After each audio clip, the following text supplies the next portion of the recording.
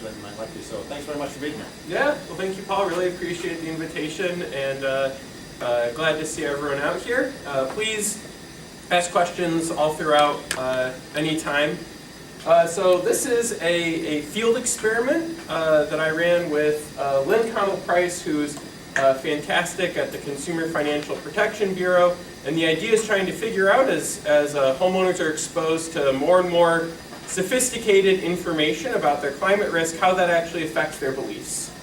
So we know that when you think about physical risk from flooding, hurricanes, households and homeowners are on the front lines, right? This is their property that is exposed to the risk. It's a large and important source of wealth, and the decisions they make about how to insure that against that risk can be very important, as well as mitigation actions that they might take to try to reduce their risk. But until recently, the information you can actually get about the detailed exposure your property faces has been somewhat limited, right? Relatedly, we've seen a large literature showing that, for example, people tend not to buy flood insurance unless they're forced to, and a lot of papers have shown behavioral biases that might cause people to underestimate or ignore their flood risk. So how many people have heard of the First Street Foundation flood model? Does that come up? Yeah, so this is a publicly available flood model. I think now it's called riskfactor.com. You can type in any address and you'll be sent to a page sort of describing a summary of your property's risk. Initially it was just flood, now it includes wind and fire as well. So this is a huge step forward in terms of taking some of the models that maybe, for example, insurers would have been working with to get a sense of risk and making that available to individuals. So the motivation here is to think about whether information from these sorts of models could be a tool to overcome the sort of frictions that have been shown to reduce take-up of things like protective measures like flood insurance. But there's reasons why we might not expect households to just respond in a predictable or efficient fashion to information about their risk.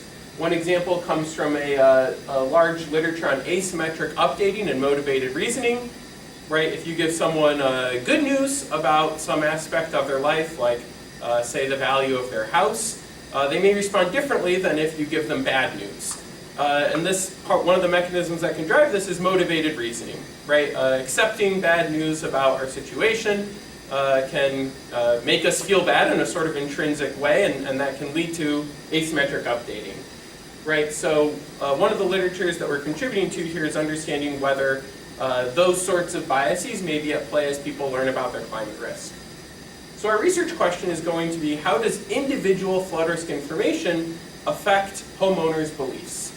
In order to get at that question, we conducted an information provision field experiment. Our sample was 886 flood risk exposed homeowners. We elicit their flood risk beliefs, flood insurance demand, then we randomize them into a treatment arm and two different control arms. The treatment arm, they're going to be sent to, within this survey module, they're sent to the home page for their address. By home page, I mean the First Street Foundation flood model. So they'll see a summary of their risk, we make them stay there for a while, then we re-elicit those flood risk beliefs. So we're going to see how getting that information changes risk beliefs relative to being in the control group. What we're going to think about is comparing the folks who receive good news to the folks who receive bad news about their risk, right? That's getting at that asymmetric updating idea. So we have some people who, based on what they told us, their pre-treatment beliefs about their risk, they were told that actually your risk is lower than you thought. And other folks who were told that their risk is higher than they thought. Another contribution that we get out of the survey and information provision experiment is being able to get at risk beliefs in the relationship with flood insurance demand. So one thing we ask folks about is whether or not they have flood insurance, whether they actually wanted flood insurance or were just forced to buy it by their lender. We're going to be able to relate risk beliefs to flood insurance demand. We use that relationship to estimate how the change in beliefs might translate into change in insurance demand and selection into insurance. So what do we find? One way we can frame our results is just as an average treatment effect. On average, information reduces risk beliefs. This is perhaps a little surprising relative to the prior literature, which was usually trying to explain why do so few people buy flood insurance, and if only they had better information or were less biased, surely they would pay more attention to their risk and be more likely to buy flood insurance.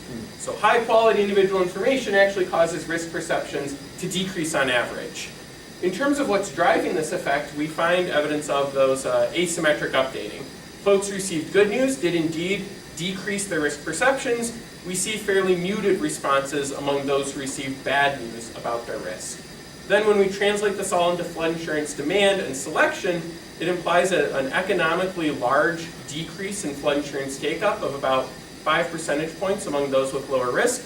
That in turn, because all the low risks are leaving, dropping their flood insurance, you have higher per capita costs for the National Flood Insurance Program among those who stay behind. So, I talked a little bit about this. There's a lot of papers that'll look at something along the lines of big flood happens and then maybe more people buy flood insurance or people become less willing to buy risky homes. So there's this idea that people respond to salience and that maybe a disaster happening is a form of information. What's always struck me as less than ideal about that approach to informing people about their risk is that it requires them to live through a giant flood that might destroy their home. So I think we're very interested in how these models affect belief, the idea that you can provide information ex ante before disaster strikes. And in this case, we're seeing that the results are a little nuanced. Another literature of interest is how increasing climate risk is going to affect housing markets. There's a lot of evidence that home prices are starting to reflect things like risk of future sea level rise. So these models are yet another introduction to that process within housing markets. There's a paper in particular here, this Fairweather et al. that made some splash in the news. They were using the same model that we have here. The context was they were using a randomized rollout on Redfin. So on Redfin, folks were starting to see the flood factor score, and they could actually see how folks were looking at listings and whether they were placing bids. So they found that the introduction of flood factor onto a source like Redfin made buyers less likely to make offers or look at listings of high-risk places. So what's different in our context is we're looking at people who already own the home.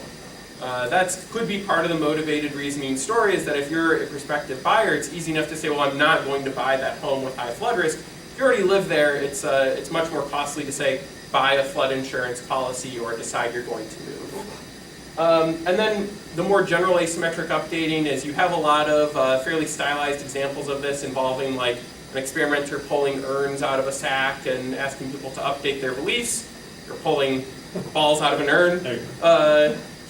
So I think this is nice for us to show asymmetric updating in more of a field setting. So we're going to talk about the research design and then the results. So this is kind of like some of the information you might see on the First Street Foundation flood model. One of their kind of summary things that they'll give you is the flood factor of your home, which is this score from 1 to 10. But underlying that is much more detailed information from the model about, say, inundation probability, expected losses if there were damage. We have access to all that data. We're thinking about the flood factor is probably a pretty good summary for what people see. Something else, let's see, do we have that screenshot? So, people are going to see your flood factor, this pin of your home when you get sent there, and you're also going to be able to see this likelihood of flooding, the building. They kind of use this cumulative probability to make the numbers look a little bigger. So like you have, what are the chances that your home will flood at least once in the next 15 years? And people can play around with different sliders. You can take a look at your annual flood damage. We actually found that people who were sent to this page spent much longer on it on average, like twice as long on this page than we required them to. Like the continue button appeared and they actually didn't click it for some time, which tells us that, at least people probably found it somewhat interesting. So the recruitment was, we went through, it's called Qualtrics panels. So it's from a variety of different sort of internet survey providers, and they're aggregating them together and drawing folks from different panels to meet your needs. So what we told them is we want homeowners who are at least 18, and we gave them a list of, I think it was like 800 some zip codes. We chose those zip codes, they're all along the East Coast, and we chose those zip codes based on where First Street Foundation said were areas with the highest flood risk. Yeah? So is this only homeowners who live in their homes? Or did you target, or were like landlords also included in the study? Landlords would not have shown up, at least not with respect to their rental property. Okay. We asked people, like, to provide the address of the home they spend the most time in, or I forget the exact word. But yeah, so renters would not be in here, nor would the owners of rental properties. So from this information, we were able to get zip codes and target folks by zip codes. Then we had a few things like one person lived on a houseboat, so we did not include them. That was perhaps a little, other folks, like if you live in, say, a tall condo building, you're on a higher level, that's also a bit of a different situation for thinking about flood risk. We asked for folks' street address. This is all IRB. You could say no, or you could write down like, Disney World, and you could still then proceed to take our survey and get your payment no problem. What we did say is that there is a incentivized elicitation of flood risk beliefs, and that $100 Amazon gift card that you could win based on your responses, and that incentivized elicitation was going to be mailed to the address you provided. So that was, and I did mail a few to addresses that looked not so promising, but they're out there. So that was one incentive for people to provide good information there. And I might get more into that a little later. So in terms of our treatment assignment, you have an individualized information treatment. There's the control no information, so this was half of folks. The control no information, that's just you get through the whole first part of the elicitation, then nothing happens and you're right back in it, getting all your beliefs re-elicited. This is a control generic info, so we wanted to tease out if there might be something going on with folks knowing they're in an experiment, or it's just making flood risk more salient, or making them wait a little bit before going back into the design. So this brings you to a page that just says, any home can flood, and flooding can be very costly. And then you just continue. So it gave them no specific information about their home's flood risk. It turns out, we pull this group out, it doesn't do anything to risk beliefs. So we usually just pool these information groups together, and also if we just compare these folks to these folks, everything looks fine too. We already talked a little bit about that. Oh, there's our control generic info. We've prepared a flood risk assessment based on your property's location. So the elicitation, one problem with flood insurance, so as you may know, it's offered through the National Flood Insurance Program, which is a federally run entity that offers flood insurance to virtually anyone. Your home has to be like in the process of being flooded for you to not be eligible. But there is this important distinction, which is the floodplain. So they've drawn these maps. Some areas are the floodplain, some areas are not the floodplain. If you're in the floodplain and you have a mortgage, you're required to buy flood insurance by your lender.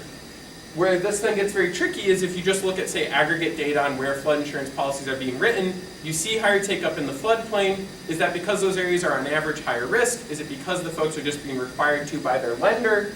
Here we're actually able to get at who wants flood insurance. We ask if you have a mortgage. If you say yes, we ask, if you say you have a flood insurance policy and you say you have a mortgage, we ask if your lender required it. If you say yes to that, we ask how likely you would have been to buy it anyway. And we only count you as a voluntary buyer if you indicate the maximum response there, which is extremely likely, like sign me up.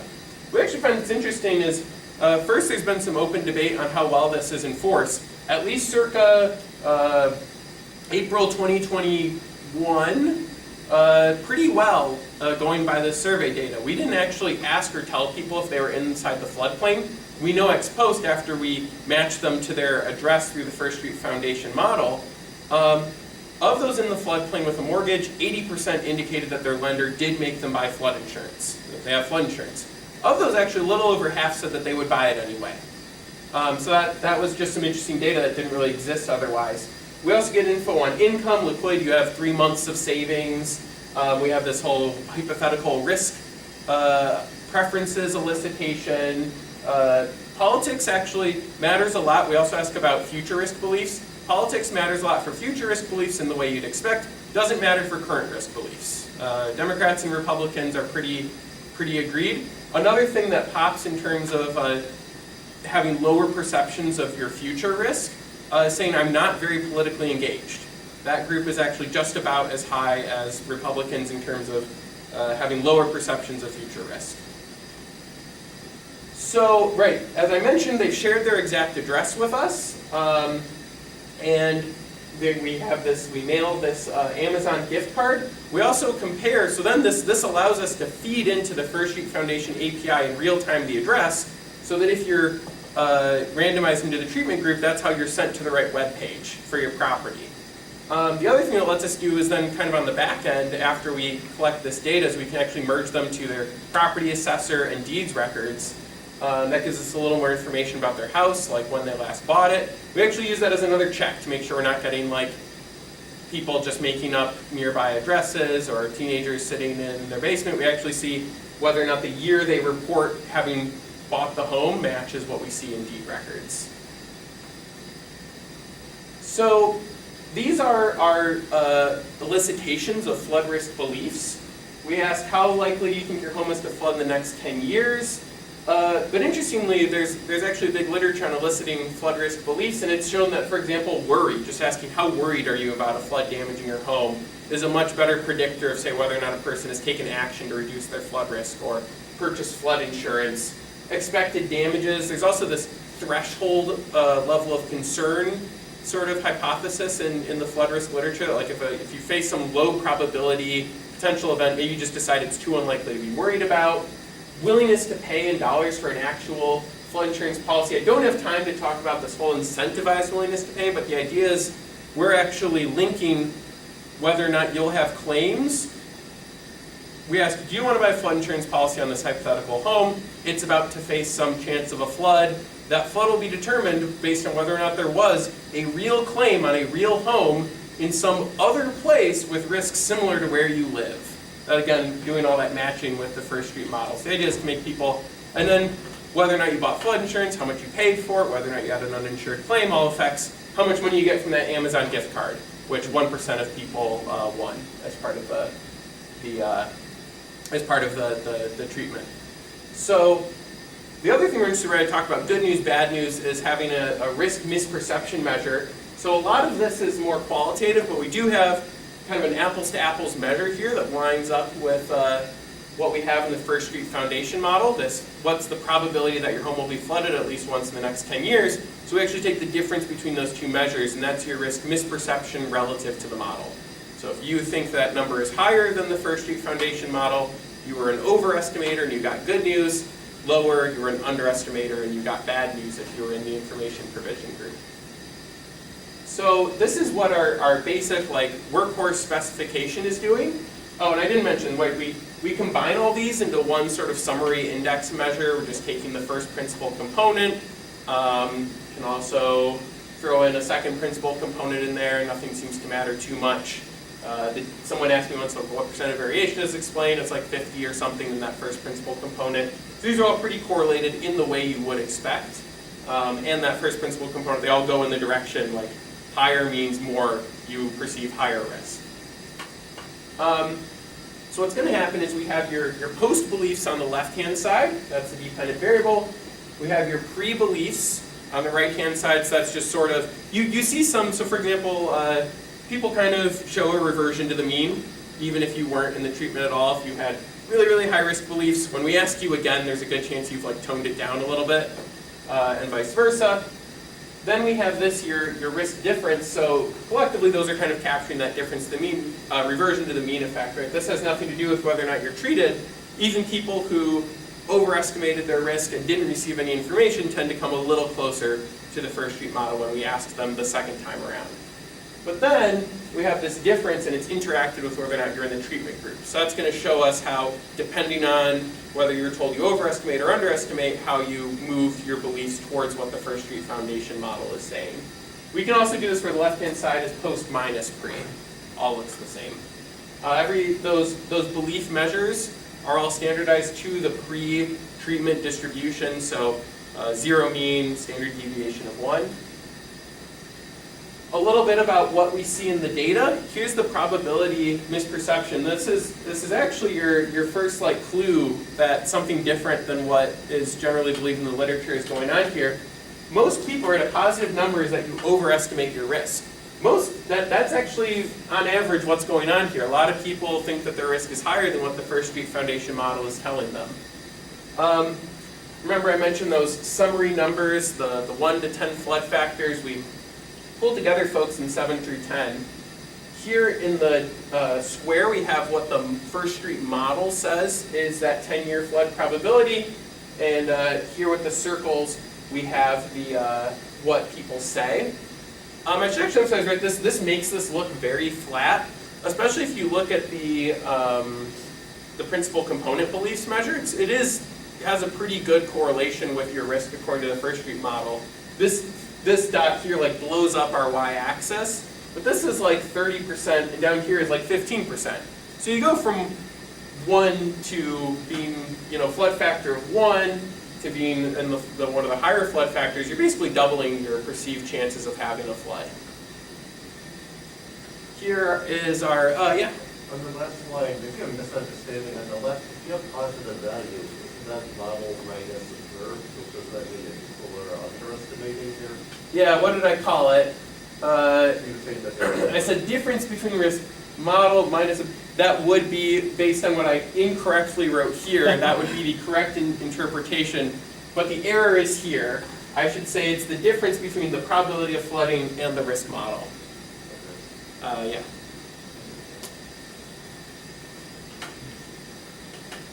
So, we have the balance test here, and I will say that some things turned out a little less balanced than you'd hope when you're running an experiment with random, assignment.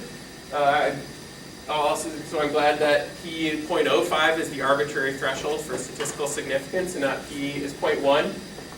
But in general, right, what we see, like even though this is 0.09 difference in age across the groups, everyone's about 55, right? That's pretty good.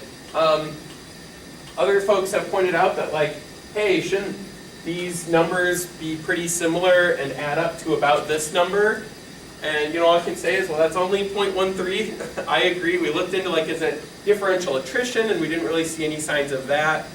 So I don't know. You do random stuff, and sometimes things look a little different. To say something that perhaps puts you less at ill ease, I should say that this is right. We're looking at changes within individuals.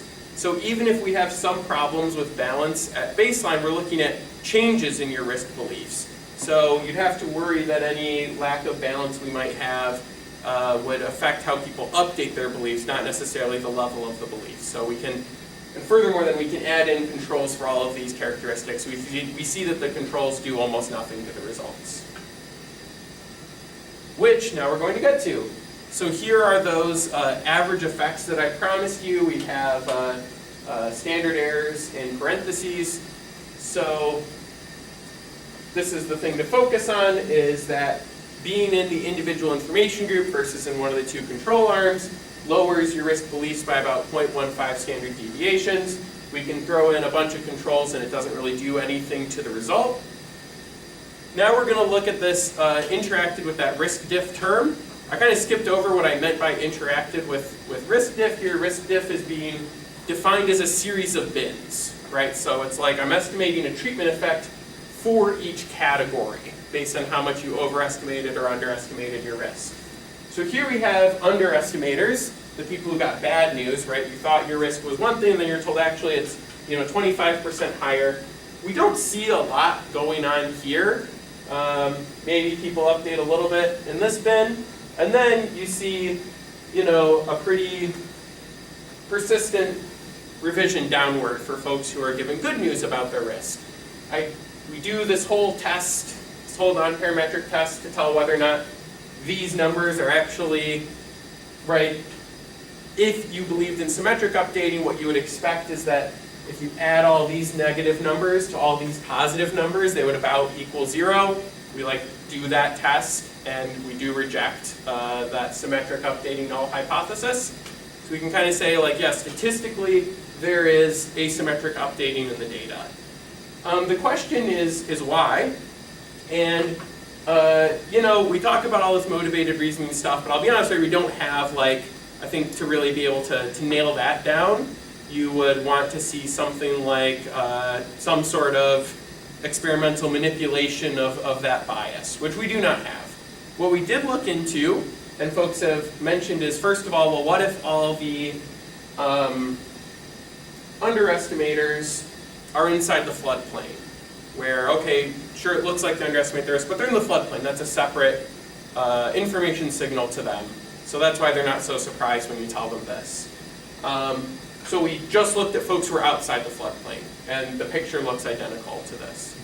The second thing is that maybe this model is pretty good at identifying people with low risk, but for example, people's homes might be adapted in ways that the model doesn't know about. So people who look like they're very high risk with, say, those flood factors of 7 to 10, the people who look like they're high risk, well, they actually know that they've done something to their home to make sure that they don't flood.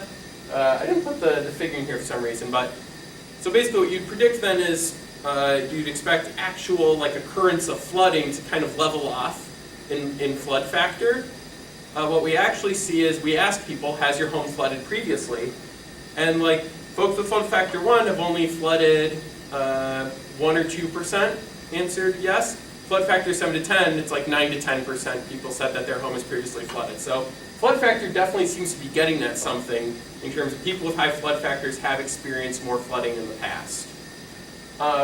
So it's, I think what's interesting here is the asymmetric updating. We rule out a few other explanations. We think it's consistent with the motivated reasoning, but we definitely can't quite pin it on that. So then we want to tie it to flood insurance demand. So this is called the surrogate index method. Turns out we could have had time to cover that whole thing, which would have been fun. But it's in the paper, which will come out soon. It's going through the CFPB review process.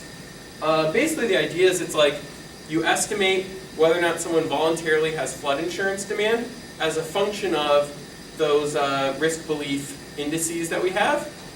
Then you plug in the change in the risk belief index, and that gives you a new predicted value for flood insurance take-up, and that becomes our outcome here. So this is to indicate that here we're plotting by flood factor, so the specification is similar to the one where info is interacted with risk diff. Now I'm doing info interacted with your flood factor.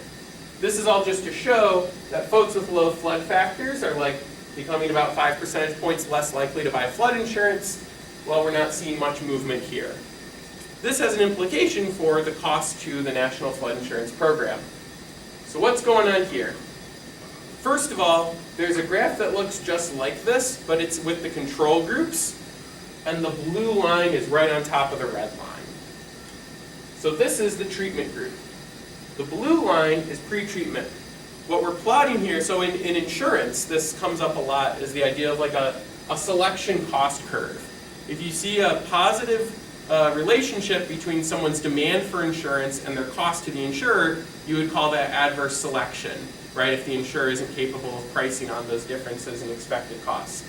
The problem with adverse selection is that if the insurer tries to set some uniform premium, they're only going to end up with the high-risk folks, which will require them to raise prices, which causes the low-risk folks to leave. So adverse selection is bad. The NFIP has had problems with persistent deficits. I think its debt to the Treasury right now is about $20 billion. So I think a hope when you think about these interventions to try to get people to be aware of their flood risk, they'll get more people to buy flood insurance and reduce problems with adverse selection.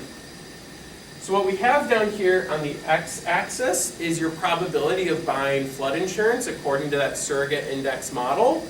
What we have on the y-axis is your expected annual flood losses if you were to buy a standard NFIP policy according to the First Street Foundation model. So then we've just plotted kind of like a bin scatter. The blue dots is pre-treatment. So you get this slope. It's definitely adversely selected, right? The people who are most likely to buy are much more costly, about 3 times as costly to the program as those who are least likely to buy. Then when we do the treatment, you see the curve gets even steeper. Now the folks who are most likely to buy are even more expensive, whereas the folks who are less likely to buy are even less expensive. This is all statistically significant if I do this as a regression. So basically what's happened based on this result here is that we used to have some folks with very low risk hanging out up here and dragging down this mean, and then they got information and now they're maybe somewhere down here, right? So that's increased the amount of adverse selection. you can just do like a very simple calculation, which is take the weighted average of those annual costs, weighted by people's probability of buying, and it'll tell you that that expected cost is now about $150 higher per policy. So the summary of results is that when we look at what information does to flood risk beliefs, homeowners who receive good news about their risk revised their beliefs downward, but those who received bad news showed very little response. The belief results are economically significant in terms of reducing flood insurance demand and increasing costs to the NFIP. Another thing that I did not kind of pull out here was this all felt rather unsatisfying in terms of there's still the problem that the NFIP has very low take-up. A lot of people who probably should have flood insurance do not have flood insurance. So we have a few other things that from our survey that helped us kind of identify barriers to flood insurance demand. One thing is, and this is a note for you all, is that your standard homeowners insurance policy does not cover flood, right? So if water enters your home from a storm, that will not be covered by standard homeowners insurance. Yet in our sample, 20% of participants indicated that they thought it did. Another thing that we looked at is actually just the distribution of losses in First Street Foundation versus what an NFIP policy would cover. So it turns out that actually, if you are a fairly low-risk individual, you pay a very high initial fee just to buy any policy at all. You have a $1,000 deductible. Flood insurance is a very expensive type of policy to write in terms of the fees that agents receive for writing the policies. Even though we talk about the NFIP's big deficit and how it owes billions of dollars to the Treasury, that's actually being driven by a relatively small number of policyholders. At least based on the First Street Foundation model and the premium they would pay, for about 70% of folks, you really can't blame them for choosing not to buy flood insurance. It's not necessarily a slam dunk decision, given the risk that they face, even in a high-risk zip code. And then finally, one of the big predictors of not having a flood insurance policy is indicating that you do not have 3 months of savings available to you right now. So kind of this liquidity constraints problem. And so again, that kind of indicates an affordability issue in terms of why people don't buy. So this is all just to suggest that it might not be so much that folks underestimate their risk driving low flood insurance take-up. It might be these other biases, and that we have to be careful, at least if the goal is to get people who underestimate their risk to revise their beliefs upward, careful about how information provision is structured, and that there are other biases we could focus on as well. So thank you.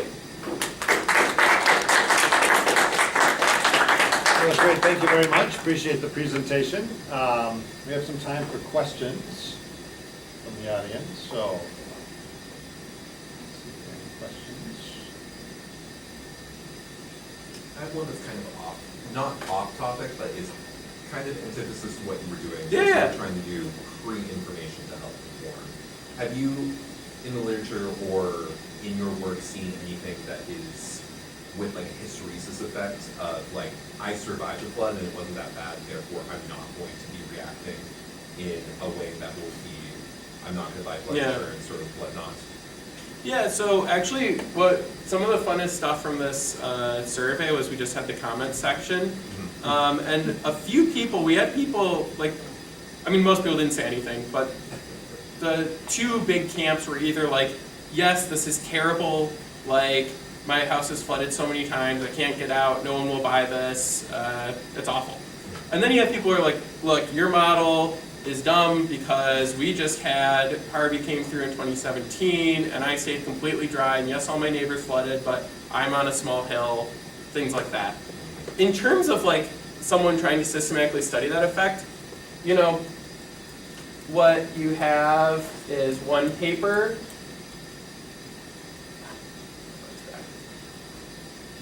This Gallagher 2014 is learning about infrequent events, and they show that after a hurricane affects a place, more people generally buy flood insurance in those affected counties. The problem is it's county level. So I think what you'd have to get at to like capture that division would be something more granular, where you are showing that those like narrow misses. Cool. Yeah. Yeah, in the back.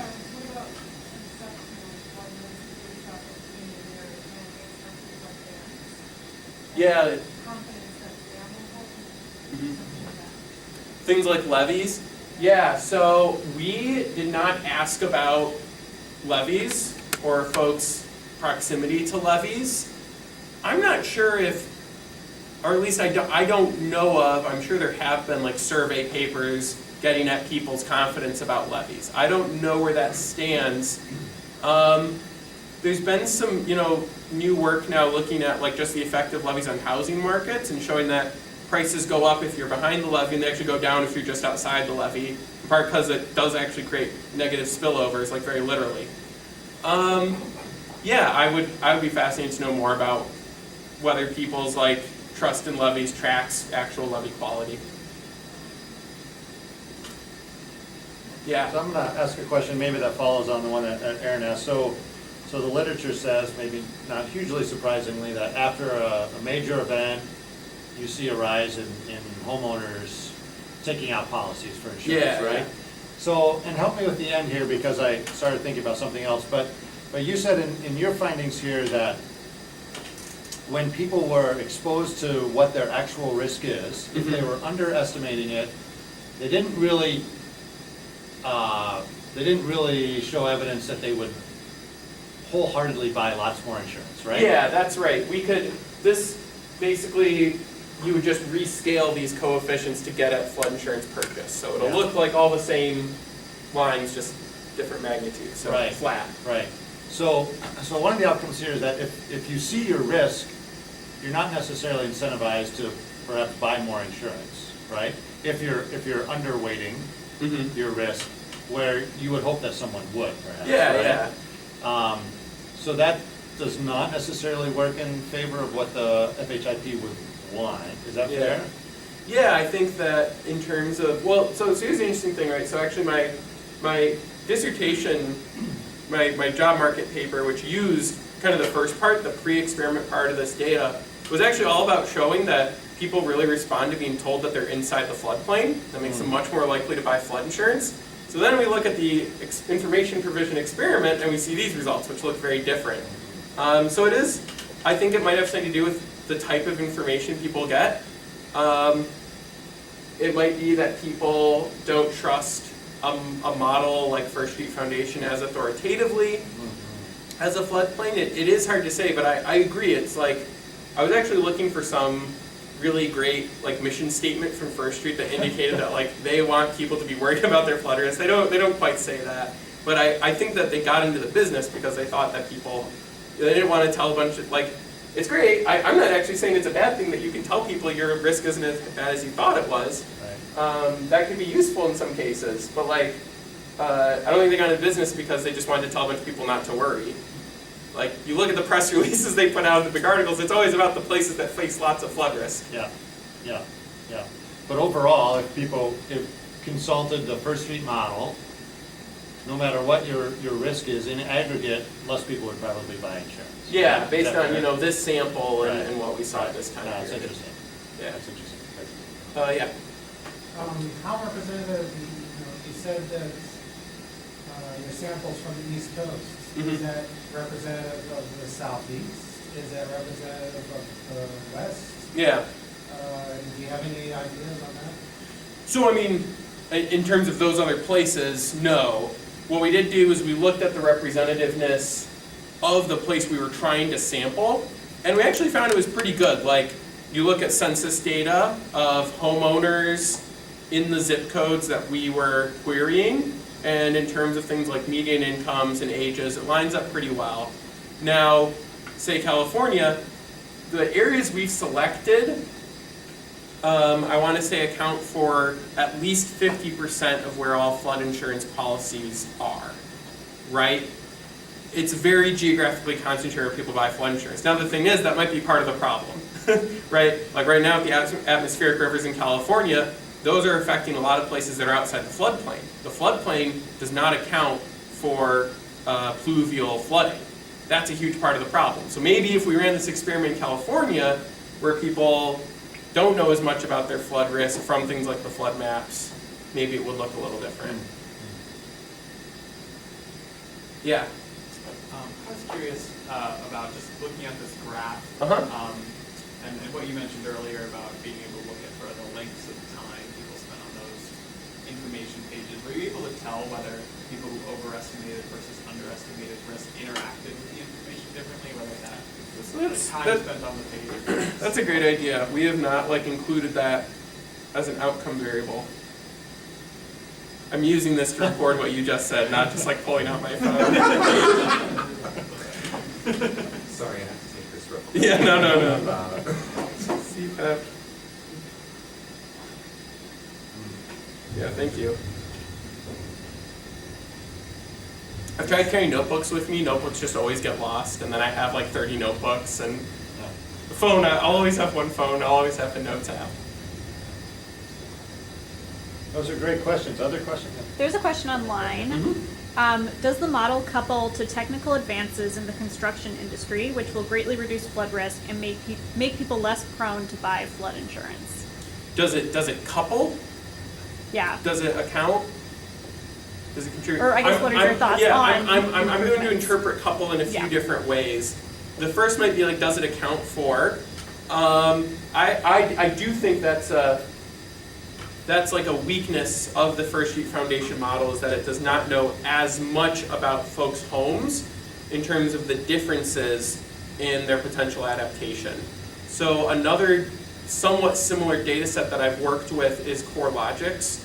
Also does their own flood risk scores. CoreLogic is the one who's actually gathering all this information on people's deeds and whether or not they bought a home and assessor data. CoreLogic knows a lot about people's housing attributes, and they put those into their risk estimates. Then in terms of what's going on, I actually, a statement I think an underappreciated thing going on with respect to flood risk is how better built homes are today than they used to be. There's one big kind of discontinuous change that was related to the flood insurance program. If you built your home inside the floodplain, there was a requirement that you build up to certain elevations, and that reduced damages significantly. And then since then, that downward trend inside the floodplain has continued. The problem is there's no such regulation outside the floodplain. So I would be optimistic that actually a flood model, again, it seems like builders, this was another thing that was part of my dissertation job market paper, builders are kind of taking their cues from the floodplain in terms of how to build and even exceeding those standards. But when you have a high risk area outside the floodplain, they're not elevating to those same standards. But respondents were able to say whether improvements have been made on their home or not, right? No. Oh, I thought you No, mentioned. didn't let them do that. Okay. Well, what they would do is they would sound off in the comments sometimes, Okay. indicating why they thought the model was wrong or something like that. Okay, Yeah. okay. Good questions. Any other questions for Philip? I have one more. Yeah. And this is probably throwing a wrench in everything, maybe. What happens if / when we have an updated flood risk map that comes out? Say in 2 years, we're supposed to have newer up-to-date flood risk maps in California to other locations.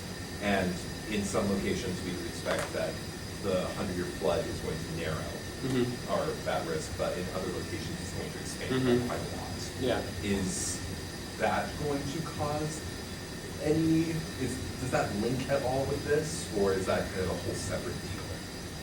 Yeah, no. So I think it's really important. So part of what's going on is that the flood maps, the main signal that people are getting sent is whether or not you're inside the floodplain. And even in these very high-risk zip codes that we were choosing, most of the homeowners were actually outside the floodplain. So they were being told, according to FEMA flood map, which the NFIP uses to set its rates, you are low risk. And yet they often had high risk. Now, one thing I'm very interested about is that the NFIP has totally overhauled the way that it sets premiums. It now uses this thing called Risk Rating 2.0, which is using their claims database combined with all the geo information they have to actually predict losses at the property level. That's setting your premiums now, not whether or not you're inside the floodplain. That's been the law of the land for about 1.5 years. But there's almost no way to find out your Risk Rating 2.0 premium until you own the home and talk to an insurance agent. Meanwhile, the only thing you'd probably find online would be say this model or your flood map.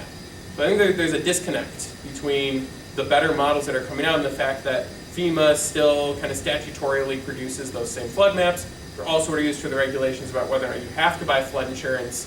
and how your home is constructed. So I think there would be huge benefits to aligning the models like Risk Green 2.0 with the sort of information provision and regulatory purposes of the flood map. Awesome. Any last questions? Great, well, let's thank Philip again. Thanks, everyone.